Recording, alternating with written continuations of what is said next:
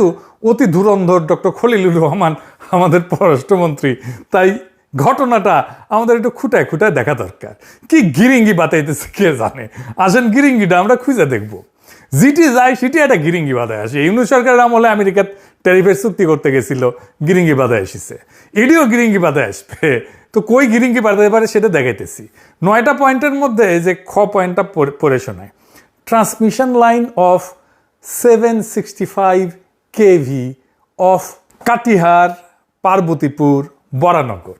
মানে হইতেছে ভারতের বিহারের কাটিহার থেকে বাংলাদেশের পার্বতীপুর হয়ে আসামের বরানগর পর্যন্ত একটা 765 কিলো ভোল্টের সঞ্চালন লাইন ইন্ডিয়া বানাবে, সবচেয়ে হাই ভোল্টের, কিন্তু ভেরি হাই ভোল্টের। নামগুলো আসানা লাগতেছে, ম্যাপে দেখাই। কটিহার হইতেছে ইন্ডিয়ার বিহারে, আমাদের পশ্চিমে, পার্বতীপুর আমাদের দিনাজপুরে, আমাদের নিজেদের ঘরে, বরানগর হইতেছে ভারতের আসামে, আমাদের পূবে। তো এডিটে সে এভাবে লাইনটা টেনে দেখান, ভারত থেকে বাইর হইয়া সিস্টেম করে বাংলাদেশে ঢুকলো, বাংলাদেশ পার হয়ে আবার সিস্টেম করে ইন্ডিয়াতে ঢুকলো, তাই না? কেন শুরু ইন্ডিয়াত, শেষ ইন্ডিয়াত, মাঝখানে শুধু আমরা কেন দুধবাত ইন্ডিয়ার জিনিস ইন্ডিয়ায় নিল, আমরা এটি কি কামে এটি? আসেন এটা একটু বুঝে দেখি। লাইনটা কিসের?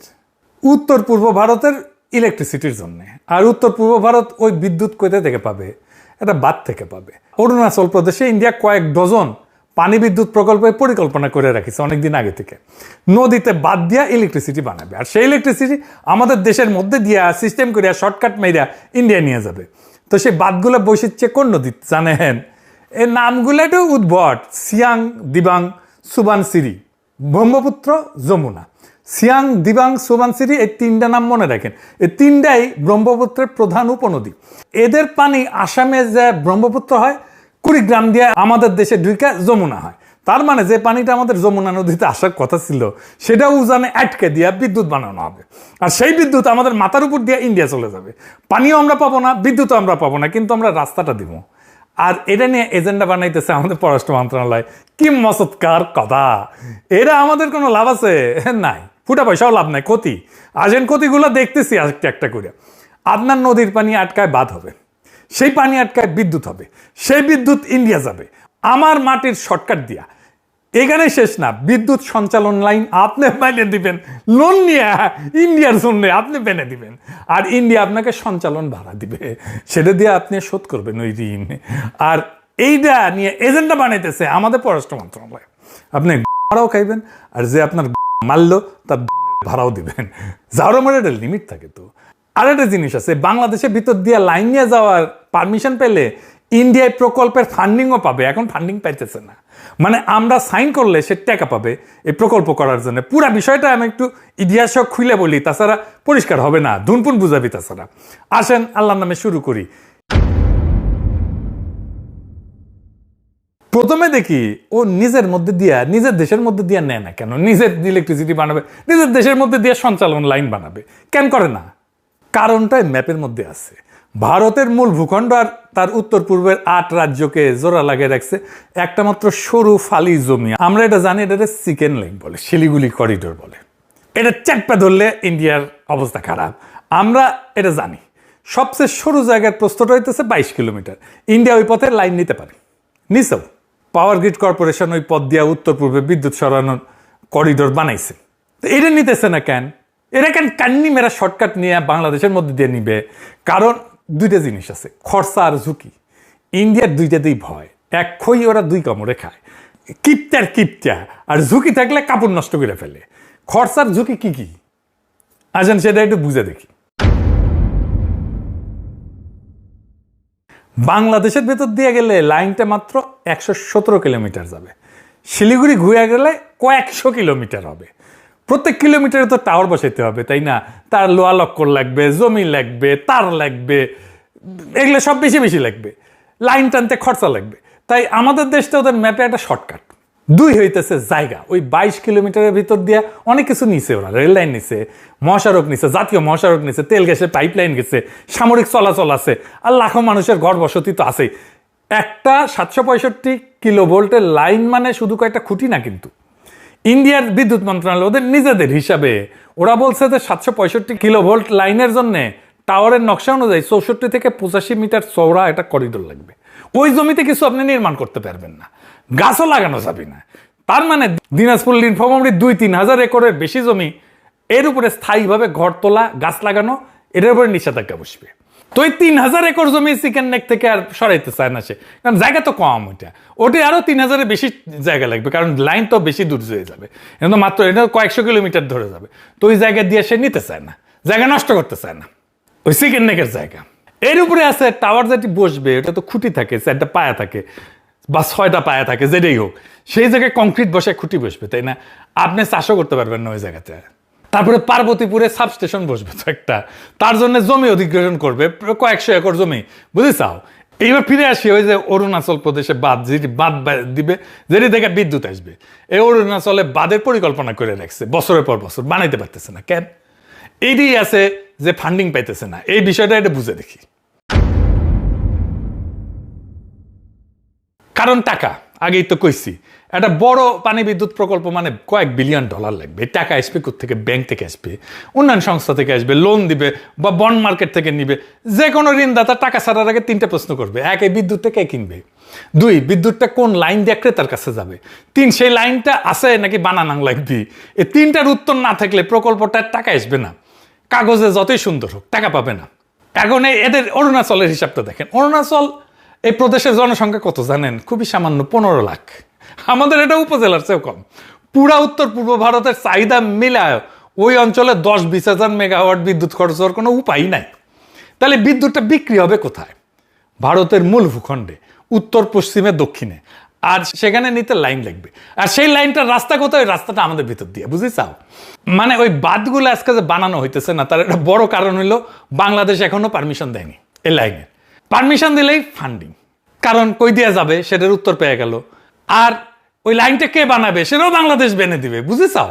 ফান্ডিং পেয়ে যাবে। ফান্ডিং পেলে দমাদম মাস ক্যালেন্ডার করে প্রজেক্ট করে ফেলবে কয়েক বছরের মধ্যে। তাহলে সে কি পাইতেছে? বাংলাদেশের কাছে 1 নাম্বার প্রকল্পের ফান্ডিং পাইতেছে। এটা নির্ভর করতেছে বাংলাদেশ লাইন দিতে রাজি কিনা, তাই না? 2 নাম্বার, এই লাইন বাংলাদেশ নিজে ঋণ করে বানাই দিবে ইন্ডিয়ার জন্য, বুঝেছাও? 3 নাম্বার, ব্রহ্মপুত্র নদীতে সে বাদ দিবে। আমরা কোনো কিছু কইতে পারবো না, কারণ ওই নদীতে বাদ দিয়া যে কাম করা হবে সেটার পার্ট বাংলাদেশ। কি শিখনা বুদ্ধি দেখেন! নিজের নদী মাইরা বিদ্যুৎ বানাবে, সেই মরণ প্রকল্পের অংশ হইতেছে বাংলাদেশ। বাংলাদেশ তার 2 থেকে 3 হাজার একরের উপরে বেশি জমিতে কোনো নির্মাণ কাজ করতে পারবে না। সব লাভ ইন্ডিয়ার, আমার পুরাই ক্ষতি, কোনো লাভ নাই। তো এই লেফট রাইট কিন্তু আজ শুরু হয় নাই, সে হাসিনার আমলে শুরু হয়েছিল। কেমনে? এটা আর একটু বুঝে দেখি। তার আগে একটা জিনিস একটু বুঝে নেন, কারণ এটা পরে লাগবে কাজে, আমাদের নানা সময় রেফারেন্স আসবে। বাংলাদেশ আর ইন্ডিয়ার মধ্যে বিদ্যুৎ খাত নিয়ে 2টা স্তরে আলোচনা হয়। একটা নিচের স্তরে জয়েন্ট ওয়ার্কিং গ্রুপ, সংক্ষেপে ZWG। এইখানে টেকনিক্যাল লোকজন বসে, মানে ইঞ্জিনিয়ার বসে, কর্মকর্তা বসে। উপরের স্তরে হচ্ছে জয়েন্ট স্টিয়ারিং কমিটি, JSC। সেইখানে সচিব পর্যায়ে সিদ্ধান্ত হয়। মানে নিচের ঘরে টেকনিক্যাল আলোচনা হয়, প্রশ্ন ওঠে, উপরের ঘরে ফয়সালা হয়, পলিটিক্যাল ফয়সালা হয়। এই কথাটা মাথায় রাখেন। তো 7ই মার্চ 2020 18তম ZWG এর বৈঠক হইতেছে। বাংলাদেশের পক্ষে আনুষ্ঠানিকভাবে বলছে যে 2030 সাল পর্যন্ত বাংলাদেশের এমন কোনো অতিরিক্ত বিদ্যুৎ আমদানির প্রয়োজন নাই যা দিয়া এই ইন্টারকানেকশন লাইন নির্মাণকে যৌক্তিক বলা যায়। হাসিনা সরকার বলতেছে 2030 সাল পর্যন্ত প্রয়োজন নাই। তাইলে কি ধরে নিতে হবে হাসিনা সরকারের দরকার ছিল না, তারেক রহমান সরকার বিদ্যুৎ নিয়ে বেড়াছাড়া করে ফেলছে, এই জন্য এটা নিয়ে আগাইতে চাইতেছে? আছে, আরো আছে। হাসিনার টেকনিক্যাল লোকেরা এই প্রকল্প নিয়ে কি বলছিল? ইন্ডিয়ারে বলছিল, তারা বলছিল যে এই সঞ্চালন ব্যবস্থা ভবিষ্যতে উত্তর পূর্ব ভারতের জল বিদ্যুৎ প্রকল্পের কাজে ব্যবহৃত হইতে পারে। বাংলাদেশ যেহেতু ভাটির দেশ, বিষয়টা যৌথ নদী কমিশনে আলোচনা হওয়া দরকার। শুধু ওইটুকু না, তারা একটা ডেটা শেয়ারিং চুক্তির প্রস্তাব দিয়েছিল, হাইড্রোলজিক্যাল স্টাডি চাইছিল, পানি মডেলিংয়ের স্টাডি চাইছিল, পরিবেশগত সামাজিক প্রভাবের মূল্যায়ন চাইছিল, আর এই বিদ্যুৎ লাইনের নিরাপত্তা রক্ষণাবেক্ষণ নিয়ে প্রশ্ন তুলছিল। এরা হাসিনা সরকারের নিজের প্রতিনিধি দল, ওই সরকারের বেতনভুক লোক। ইন্ডিয়ার সঙ্গে সম্পর্ক যখন সবচেয়ে ঘনিষ্ঠ, তখনকার এরা ঠিক জিনিসটা ধরে ফেলছিল।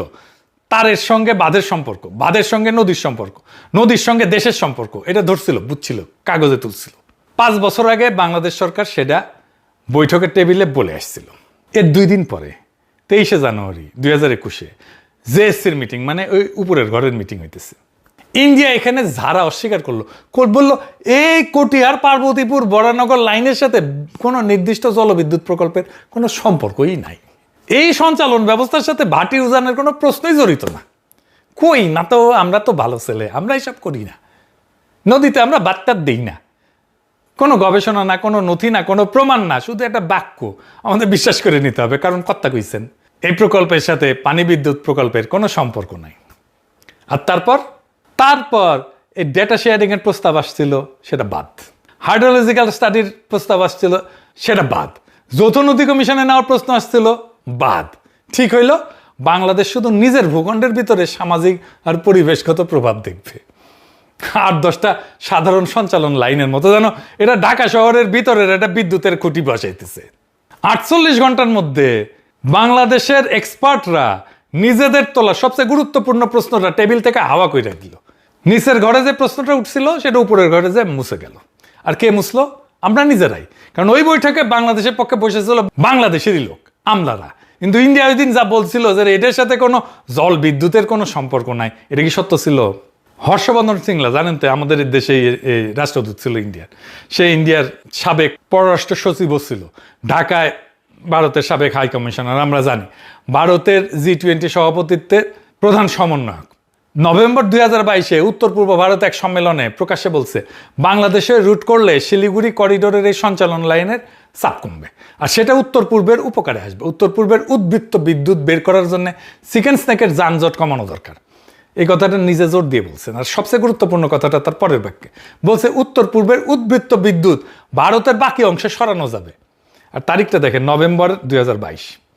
2021 সালের জানুয়ারিতে জেএসসিতে যখন ইন্ডিয়া বলল কোনো সম্পর্ক নাই, তার মাত্র 22 মাস পরে সাবেক পররাষ্ট্র সচিব প্রকাশ্যে মঞ্চে সম্পর্কটা নিজে কয়ে দিল।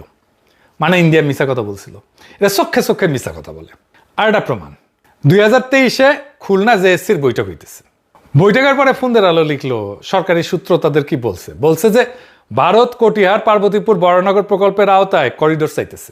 আর ইন্ডিয়ার পরিকল্পনা হইল বিভিন্ন নদীতে বাঁধ দিয়া বিদ্যুৎ উৎপাদন করা এবং বাংলাদেশকে করিডোর হিসেবে ব্যবহার করিয়া সেই বিদ্যুৎ উত্তর পূর্ব থেকে ভারতের অন্য অংশে নিয়ে যাওয়া। এইবার দুইটা বাক্য পাশাপাশি রাখেন। আনুষ্ঠানিক বৈঠকের নথিতে রেকর্ডে কইতেছে এটার সাথে পানি বিদ্যুতের কোনো সম্পর্কই নাই, উজান ভাটির কোনো সম্পর্কই নাই, তাই না? আর সাংবাদিকদের কাছে কইতেছে এটাই উদ্দেশ্য। জাউরমে দেখেছেন কোনটা সত্যি রে মাদারচোদ? আমি তো কোনো ষড়যন্ত্র তত্ত্ব দিইনি, তো আমি কোনো বানানো কিছু বলি নাই তো। ইন্ডিয়ারই দুইটা প্রকাশিত বক্তব্য পাশাপাশি রাখছি, দুইটাই ভারতীয় পক্ষের, আর দুইটাই পরস্পর বিরোধী। দুইটা একই সাথে সত্য হইতে পারে না। তো আমাদের আর কি সর্বনাশ হবে প্রকল্পে? ভয়ানক সর্বনাশ হবে, সেটাও বুঝে দেখা দরকার।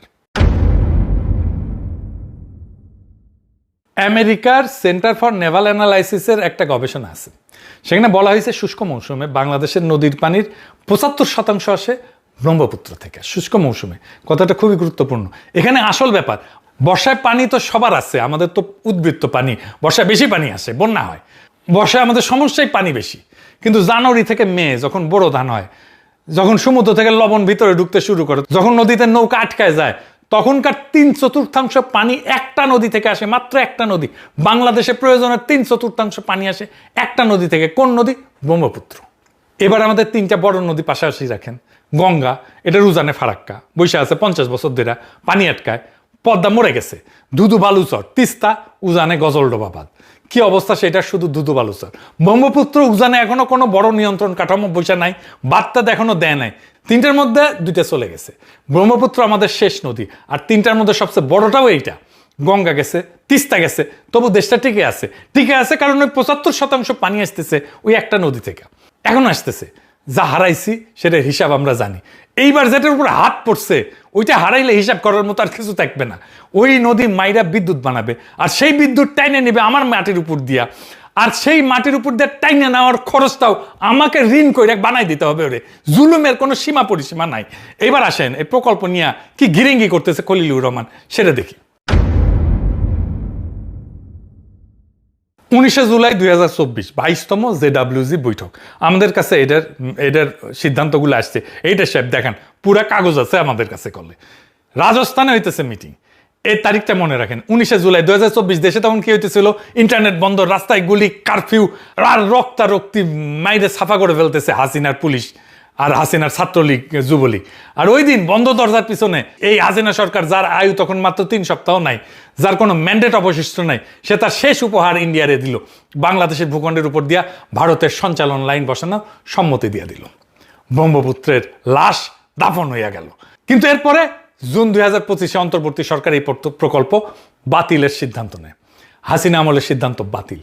12 আগস্ট 2026 এই মাসে এসে এই চিঠি বিদ্যুৎ বিভাগের তালিকায় ওই 765 কেভি লাইন আবার ফেরত আসতেছে। ওই কবরে আবার চাপা দেওয়া হইতেছে মাটি। কেন? কার জন্যে?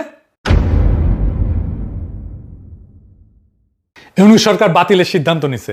এটা নিয়ে আর আলাপ কি? চিঠিটা একটা জিনিস নিশ্চিতভাবে প্রমাণ করে, ফাইলটা এখনো খোলা আছে, এটা বন্ধ হয় নাই। যে ফাইলটা 1 বছর আগে বন্ধ করা হয়েছিল সেটা আবার টেবিলে। আর সেই কারণে আজকে আমার একটাই প্রশ্ন, এই প্রশ্নের উত্তর সরকারকে দিতে হবে। জুন 2025-এ যে বাতিল সিদ্ধান্ত নেওয়া হয়েছিল সেটা কি বহাল আছে, নাকি ওটা বাতিল করে দেওয়া হয়েছে? হ্যাঁ নাকি না? এক শব্দের উত্তর জাতি জানতে চায়। এর মানে কি এই যে উপরে খুব ইন্ডিয়া বিরোধী আর তলে তলে টেম্পু চালান, বাইরে বলেন হরতাল, আর প্রধানমন্ত্রীকে বলতেছে আমরা বিশ্বাস করি এই ফাইলটা এখন আপনার টেবিল পর্যন্ত পৌঁছায় নাই, কারণ ক্ষমতায় আসার আগে নদীর প্রশ্নে আপনি যে অবস্থান নিয়েছিলেন এই সিদ্ধান্ত তার সম্পূর্ণ উল্টা। যদি না জেনে থাকেন এখন জানলেন, আর যদি জেনে থাকেন তাহলে জাতিকে জানান, কারণ ইতিহাস এই সিদ্ধান্তটা কোনো সচিব বা কোনো মন্ত্রীর নামে লিখবে না, ইতিহাস লিখবে সরকারের নামে, আপনার নামে। খলিলুর রহমান উলাল দেবে, আপনার গায়ে কালি লেগে থাকবে চিরজীবন। আমাদের হাতে ভারতের বিরুদ্ধে ব্যবহার করার কয়টা মাত্র কার্ড আছে? সত্যি কথা বলি, খুব কম কার্ড আছে। বাণিজ্য ভারসাম্যে আমরা পিছিয়ে আছি, কূটনীতিতে আমরা ছোট দেশ, সামরিকভাবে তো তুলনাই হয় না। কিন্তু একটা জিনিস আমাদের আছে, সেটা টাকা দিয়ে কেনা যায় না, সেটা হইতেছে ভূগোল। ওই 22 কিলোমিটারের সংকীর্ণ চিকেন নেক আমাদের হাতে একটা কার্ড তুলে দিছে, যেটা ভারত চাইলেও তৈরি করতে পারবে না। এই একটাই কার্ড আছে। আর 2026-এর অগাস্টে বিনামূল্যে সেই কার্ডটা যদি খরচা করে ফেলেন, মানে ডিসেম্বরে গঙ্গার আলোচনায় খালি হাতে বসবেন তাইলে। আর মনে রেখেন, এই কার্ড একবারই খেলা যায়, লাইন একবার বসে গেলে সেটা তুলে নিতে পারবেন না। ইস্পাতের টাওয়ার তুলে ফেলা যায় না, চুক্তি বাতিল করা যায় না, ক্ষতিপূরণ মামলা হয়ে যাবে। এটা এমন একটা সিদ্ধান্ত যার কোনো ফেরত পথ নাই। জনগণের দাবি খুব সিম্পল, দুইটা। এক, সরকার আনুষ্ঠানিকভাবে জানাক জুন 2025-এর বাতিল সিদ্ধান্ত বহাল আছে কিনা। 2, এই সিদ্ধান্ত মন্ত্রণালয়ে হবে না, এটা সংসদে যাবে। যে সিদ্ধান্তে 54টা অভিন্ন নদীর ভবিষ্যৎ জড়িত, সেটা কয়েকজন কর্মকর্তা আর একজন মন্ত্রীর সইয়ের বিষয় হইতে পারে না। পানি নিরাপত্তা বিদ্যুৎ মন্ত্রণালয়ের এখতিয়ারেই পড়ে না, পররাষ্ট্র মন্ত্রণালয়ের এখতিয়ারে পড়ে না, এটা জাতীয় সংসদের এখতিয়ারে পড়ে, এটা জনগণের সার্বভৌম এখতিয়ারে পড়ে। ইন্ডিয়ার এই বিদ্যুৎ করিডোর হবে না, এটা আমরা হইতে দেব না। Case finish. দেশটা কারো বাপের না। কোনোভাবে যদি বিদ্যুৎ করিডোর হয়, আগুন জ্বলে উঠবে দেশে। আগেই কয়া রাখলাম, ইনকিলাব জিন্দাবাদ, আজাদি জিন্দাবাদ।